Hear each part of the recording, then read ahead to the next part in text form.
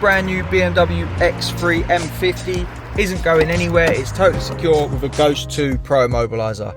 So if we had the key, we got the vehicle started, we'd stolen it, we wouldn't be able to drive away. So as you see, we've got no lights on our gearbox, the vehicle's running, we've got these parking brake faults. If we keep trying, it will bring up errors on the vehicle, but you know it's secure and it's not going anywhere. So how we would drive this, we wouldn't attempt to put it in gear, we'd start the vehicle,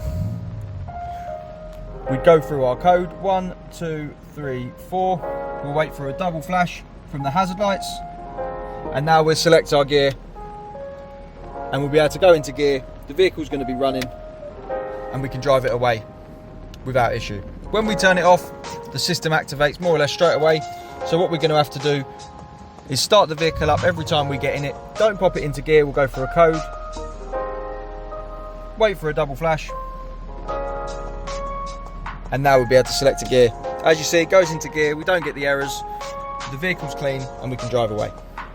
To get one of these fitted, give us a call on 0208 212 7393. This is the Ghost 2 Pro Immobiliser on a brand new 2025 BMW X3 M50.